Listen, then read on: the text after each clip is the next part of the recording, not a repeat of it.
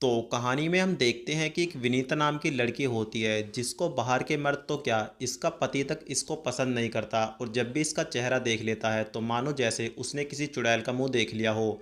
ये अपने पति को रिझाने की काफ़ी कोशिश करती है और श्रृंगार करती है तो इसका पति बोलता है, कोयले को कितना भी घिसो वो कोयला ही रहता है, हीरा कभी नहीं बनता।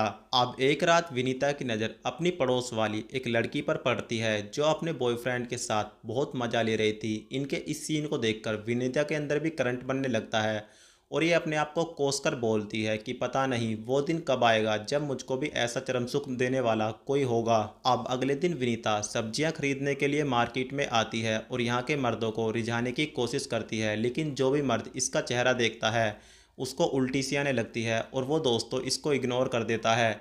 तो यहाँ पर एक बाबा होते हैं जिस पर विनीता की नज़र पड़ती है। उसके बाद ये बाबा विनीता को अपने पास बुलाता है। अब ये बाबा विनीता को बोलता है कि मैंने तुम्हारे मन की बात पढ़ ली है, तुम जो चाहती हो वो तुमको नहीं मिल पा रहा है, पर तुम टेंशन मत लो, मेरे पास तुम्हारे लिए इसका एक बहुत बड़ा समाधान है। उसके बाद ये बाबा विनीता के हाथ में एक शहद की शीशी देता है और बोलता है, जिस भी मर्द के साथ तुम्हें अपनी भूख मिटानी हो उससे पहले एक शहद की शीशी चख लेना, उसके बाद वो मर्द खुद ही कुत्तों की तरह दुम हिलाता हुआ तुम्हारे पास आ जाएगा।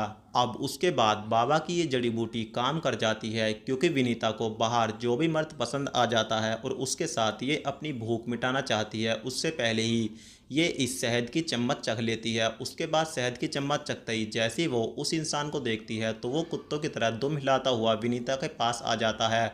अब चाहे विनीता का वो पति हो या बाहर का कोई भी मर्द हो जिसको भी वो पाना चाहती है, बस उससे पहले ये शहद की चम्मच चख लेती है और दुम हिलाते हुए वो कुत्ते विनीता के पास आ जाते हैं। फिर विनीता अपनी ज़िंदगी में मज़ा लेने लगती है और बोलती है कि वो दिन भी था जब मुझे कोई पसंद नहीं करता था, लेकिन आज देखो सारे मर्द ये कुत्ते की तरह मेरे पीछे पीछे आ जाते हैं और मैं इनका कैसे इस्तेमाल कर रही हूँ। इसी के साथ हम देखते हैं कि वेब सीरीज़ जो होती है वो यहीं पर समाप्त हो जाती है।